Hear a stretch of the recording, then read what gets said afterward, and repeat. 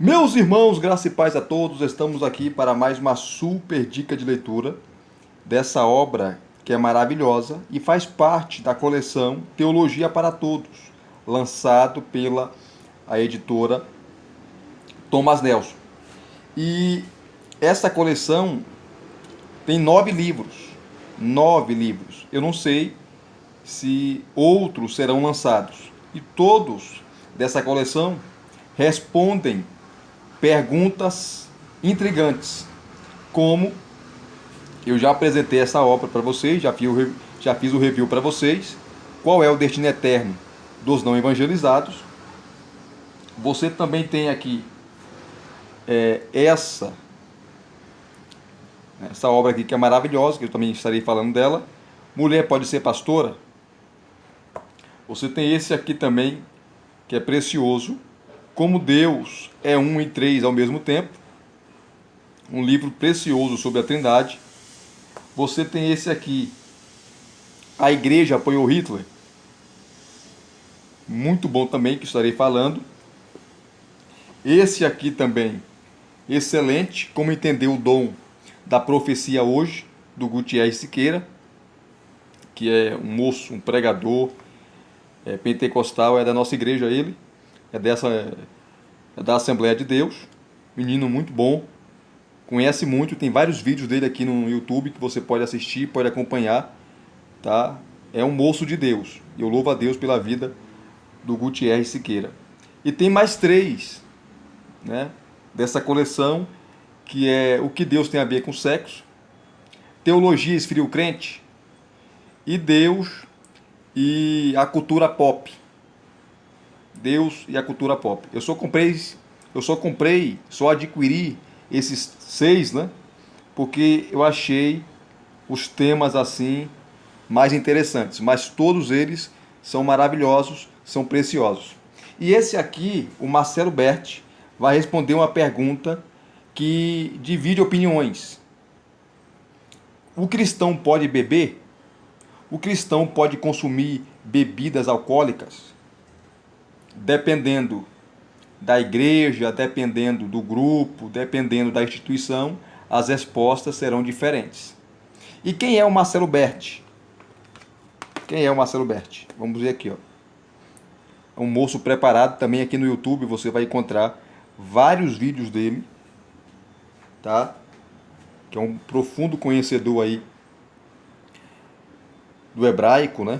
Um hebraísta, menino muito bom. Marcelo Berti é pastor batista e mestre em teologia com ênfase no grego no Novo Testamento pelo Seminário Teológico de Dallas. Ele tanto conhece o grego como o hebraico, né? É casado com a Gabriela, pai do Natan e da Melissa. Então, é um pastor batista. Então, além de você ter um argumento teológico, você também tem aqui o argumento pastoral. O camarada, ele fala como teólogo e pastor. Isso que é interessante. E como eu falei, toda essa série, tá, é uma parceria, né, entre a editora Thomas Nelson e o canal Bible Talk, do Rodrigo Bibo. Se você não conhece esse canal, vai lá, só colocar Bible Talk no YouTube e você vai acompanhar os assuntos, os vídeos preciosos desse canal, onde ele trabalha vários temas, tá? Vários assuntos. E o interessante do Rodrigo Bibo, o dono do canal, é que ele sempre traz eruditos, teólogos, pastores de várias vertentes cristãs. Então você não fica só engessado na sua interpretação, na corrente de interpretação que você entende como correta, enfim. Então é maravilhoso esse canal Bible Talk. E ele lançou aquele livro, né, que é um best-seller, o Rodrigo Bibo, O Deus que Destrói Sonhos. O Deus que Destrói Sonhos, que é um best-seller maravilhoso, maravilhoso. Aonde ele destrói a teologia coach, a teologia da prosperidade, é um livraço, é um livraço. E aqui, ó, nesse livro, são livrinhos, gente, livrinhos que não chegam a 100 páginas, mas o conteúdo deles é precioso. Você não pode avaliar o material pela quantidade de páginas. Então, esse aqui, ó, tem 80 páginas, que você lê numa sentada só. Mas as informações que esses livrinhos vão trazer é precioso. Então, aqui você vai conhecer verdades preciosas da palavra de Deus. Então, nesse livro aqui, ó, você tem um prefácio à coleção, a introdução, o convite à sabedoria. Aí a obra é dividida em 4 capítulos. Primeiro, o vinho da Bíblia era fermentado. Ele vai trazer aqui as palavras em grego, em hebraico, e vai afirmar que sim, era fermentado. Os santos bebiam vinho? Sim. Ele vai citar uma série de textos bíblicos do Antigo Testamento falando que o povo bebia. E beber não significa se embriagar, há uma diferença. Jesus bebia vinho, que é um tema mais espinhoso, ele vai explicar. Tá? O cristão pode beber vinho? O cristão pode beber vinho? E ele vai defender que sim. E sobre Jesus aqui, ó, sim, ele bebia. Tá? Mas Jesus não era um alcoólatra. Fazia parte da cultura judaica tomar vinho. O vinho fazia parte da vida do povo. Então tem um contexto histórico ali, cultural, enfim. Para você não pensar em besteira, né? Então, não julgue a obra pela capa. Você tem que ler para tirar suas conclusões. E nessa obra aqui, o Marcelo Berti, ele vai, de maneira sagaz, como eu falei, tanto teológica como pastoral, trabalhar 4 pontos de vista sobre a bebida. Tá? 4. O primeiro ponto de vista é aqueles que defendem que a Bíblia proíbe, que as Escrituras, a Bíblia, as Escrituras, a Palavra de Deus proíbe.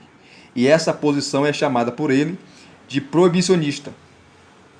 Proibicionista. Que fala, não, a Bíblia condena, não pode. Então é a primeira posição, é a posição radical, não pode beber. Proibicionista. A segunda posição é aqueles que defendem que a Bíblia não proíbe beber, mas que são abstêmios.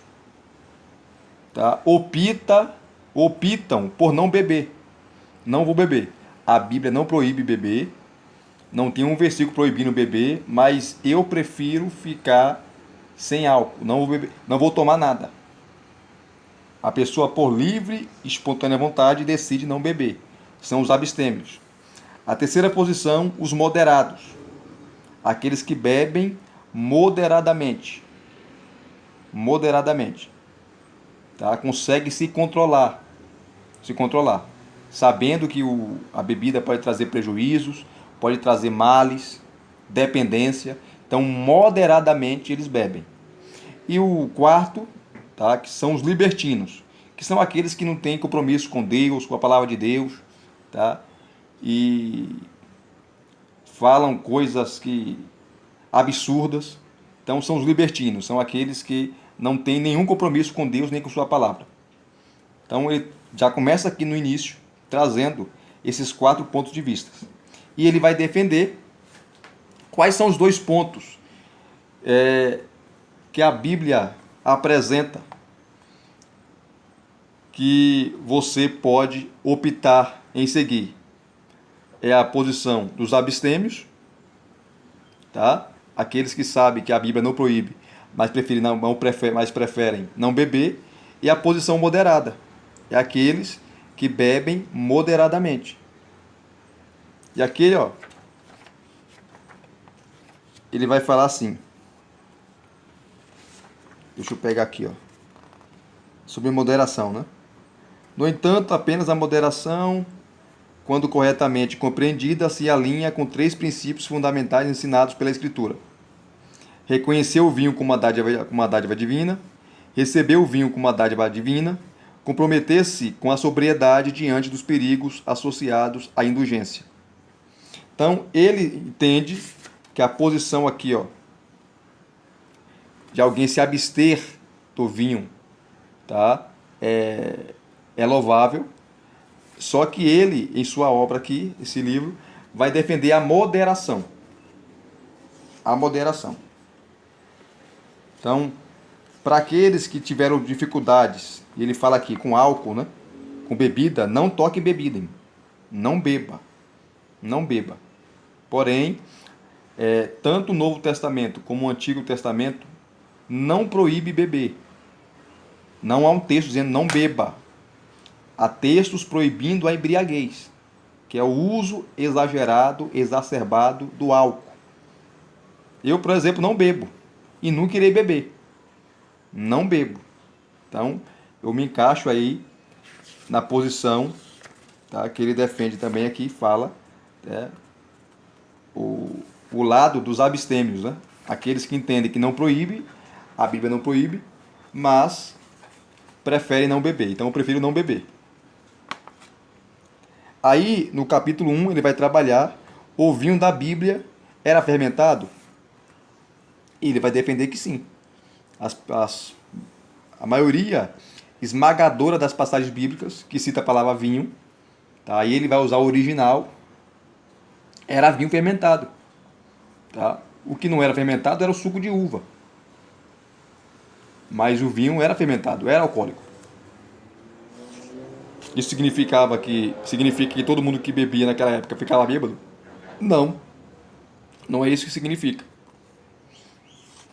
Aí vem o vinho no Antigo Testamento, tá?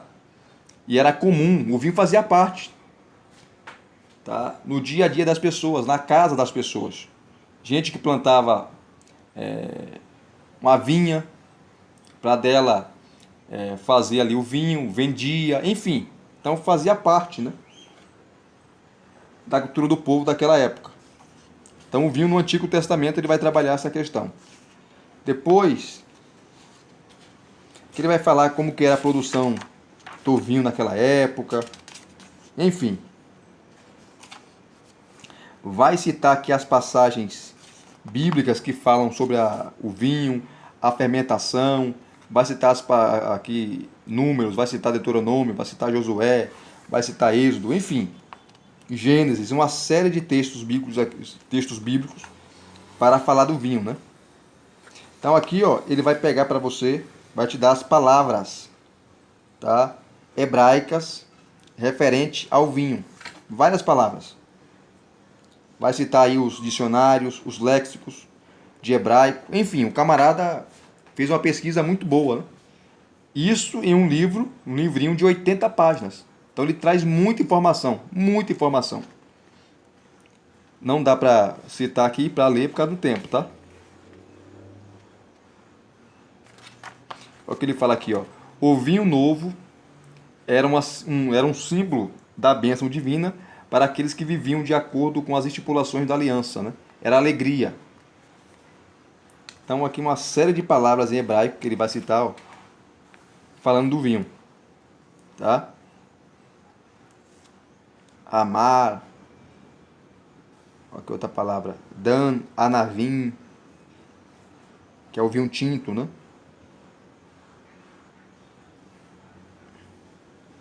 Aqui tem outra palavra. Eu não falo hebraico, né? Então, para não me enrolar aqui com as palavras, algumas palavras complicadas, eu não vou nem citar. Eu não vou nem citar as palavras para não citar errado. Aqui, ó. Essa aqui dá para citar. Shemarim, que é o vinho envelhecido. Shecar, que é o vinho forte. Tá? Hametz, o vinho azedo. Virava como se fosse vinagre, né?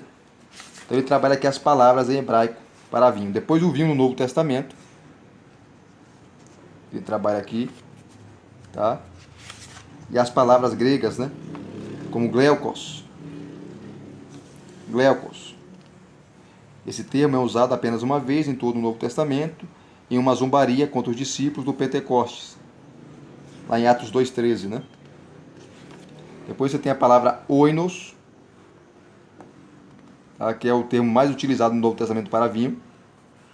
Depois oxos, oxos, oxos, oxos. Não sei se essa é a pronúncia correta, né? Depois a palavra siqueira, sícara, É o termo grego. Aqui ele conclui. Depois ele vem para o segundo capítulo. Os santos bebiam vinho? Sim, ele vai defender que sim. Tá? O tempo todo. Isso era comum, porque a bebida era comum naquela época. E beber não significa se embriagar. Então ele trabalha essa questão aqui. O vinho na religião de Israel também era comum. Tá? Os sacerdotes eram proibidos beber vinho, mas só eram proibidos no momento que eles estavam ministrando.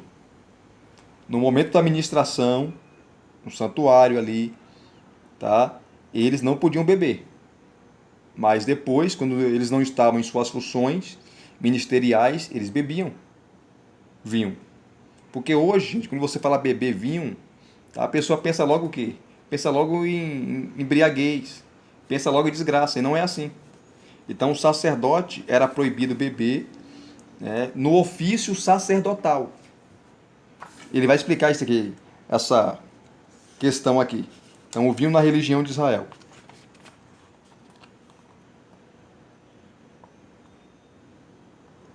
Então, ele tem mais, ele mostra, gente, com textos bíblicos. Ele cita texto bíblico o tempo todo, tá? Provando aquilo que ele está falando. Olha. Depois o vinho na mesa dos santos, tá?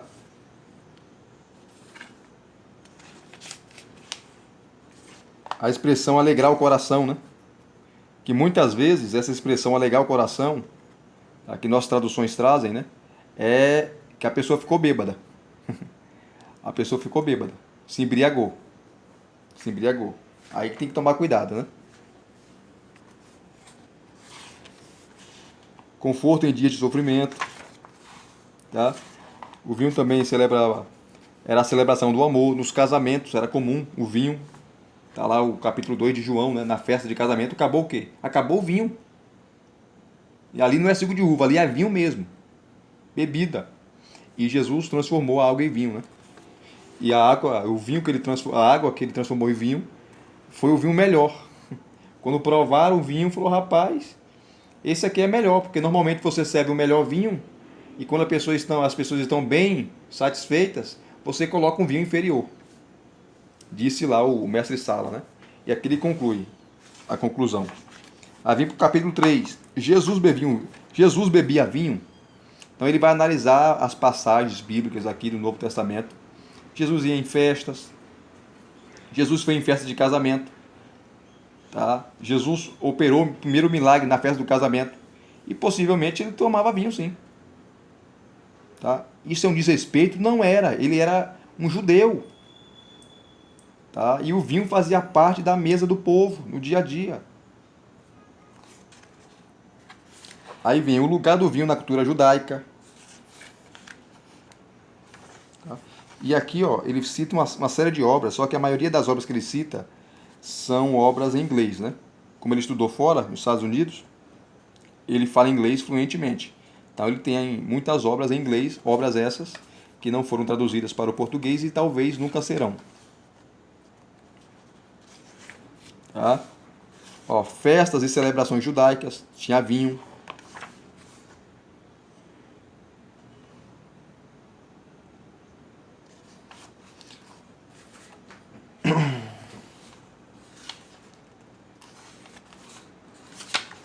Esse capítulo é maravilhoso. O vinho no ensino de Jesus. Ele compara a sua doutrina, os seus ensinamentos, como um vinho novo.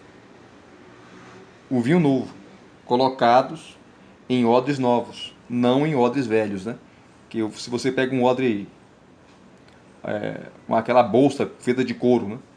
E você colocasse um vinho novo, a fermentação do vinho novo, tá, era tão forte que quando batesse, tá, no odre, o odre se arrebentava.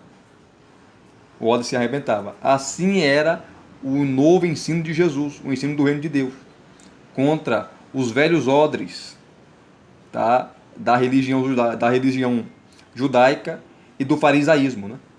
Então, o vinho novo é melhor, ele faz esse paralelo, né? Essa simbologia. ouviam no ensino de Jesus.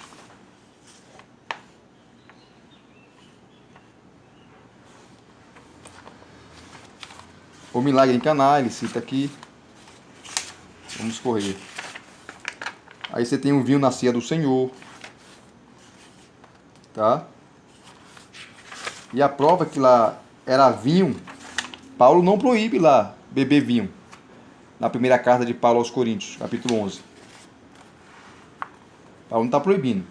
E lá era vinho mesmo, porque os crentes ficavam bêbados no culto. Então eles estavam profanando a palavra de Deus. Estavam profanando aquilo que é sagrado. Por isso que muitos estavam morrendo literalmente. Morrendo. Não era, e morte ali não é espiritual não, é morte física mesmo. Por causa disso, entre vós, muitos fracos, muitos doentes e muitos que dormem. Dormir ali é morrer fisicamente.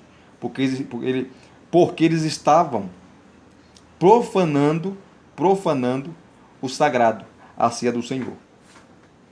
E Paulo corrige isso, né? Ele conclui, capítulo 4, o cristão pode beber vinho? Tá? Ele vai defender que sim. Ele vai defender que sim, mas com moderação. Tá? Com moderação. Aí ele vai trazer as posições, né? Como a abstinência. A abstinência é uma atitude ou uma virtude a adotar. Eu praticamente não tomo nada e não querer beber bebida alcoólica.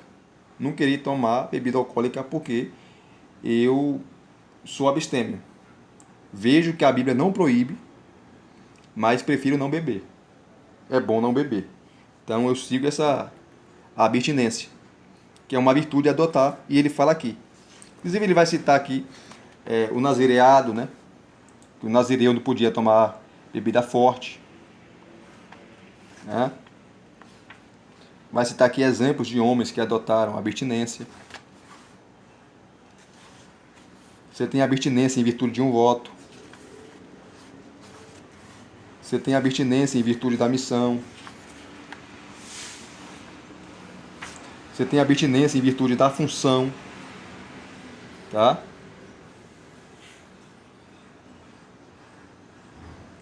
Como eu falei para vocês, os sacerdotes não podiam.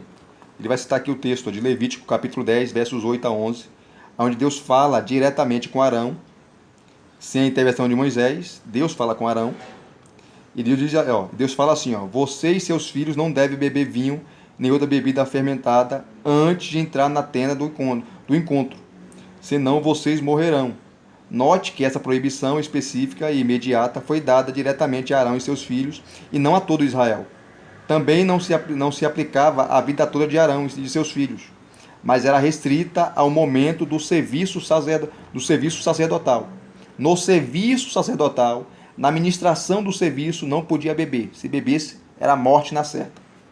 Então, nem o próprio Deus proibia o vinho. Então, como tem gente aí proibindo? Não, a Bíblia não proíbe não, gente. Não proíbe. Nem Deus proibia. Então, a abstinência em virtude da função. Depois a definição da abstinência, ou melhor, definição de abstinência.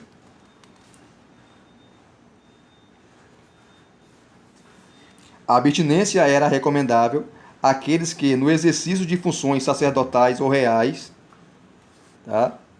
Reais aqui são os reis, tá? Que julgavam, precisassem manifestar julgamento sóbrio, porque um bêbado não pode julgar. Um alcoólatra não pode julgar.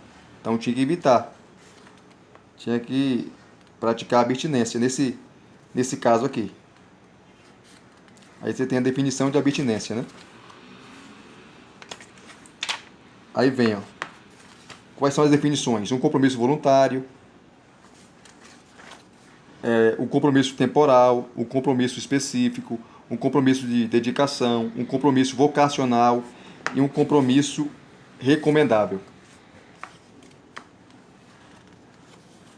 A abstinência recomendada pela Escritura é voluntária, não é nada forçada, é voluntária, temporal, específica e vocacional, com o propósito de promover dedicação ao Senhor. Aí vem a moderação, que é aqueles que bebem moderadamente, aqueles que conseguem se controlar, aqueles que se controlam. nem todo mundo tem essa... Ia falar dom, mas não é um dom, né? Tem essa virtude, tá? Eu conheço gente que bebe vinho moderadamente, mas não fala para ninguém também. Porque se contar para alguém, muita gente se escandaliza, porque não concorda. Então eles são bem discretos, né? Mas são crentes. Então aqui é a moderação. Você bebe moderadamente, não exagera, tá? Para não ficar bêbado. E a moderação é que ele vai falar aqui também, defende também, né? Aqui ele fala sobre a sobriedade e vai citar textos bíblicos, né? O chamado à sobriedade, uma pessoa sóbria, uma pessoa que não alcoolizada, né? Que deixa o álcool dominar ela. Ele fala aqui da prática da sobriedade, ele fala do autocontrole, tá? Ele fala aqui, ó, domínio próprio. Ele vai falar aqui também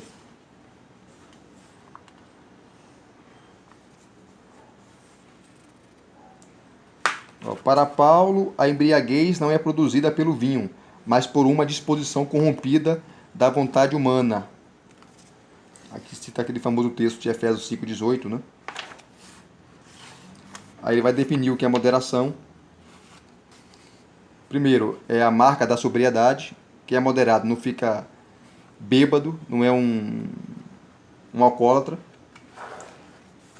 Tem autocontrole, né? A marca do autocontrole. A marca do domínio próprio. Inclusive o domínio próprio é um dos frutos do Espírito Santo. Conclusão. E aqui ele conclui, tá, falando sobre o convite à sobriedade. O convite à sobriedade. Aí ele vai terminando, né,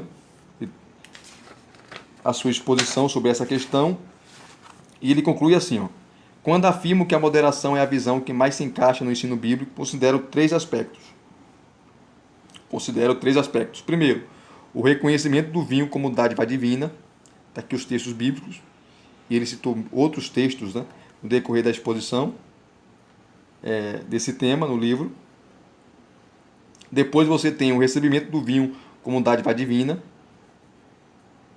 e o compromisso com a sobriedade diante da realidade dos perigos relacionados à indulgência. E aqui estão os textos bíblicos.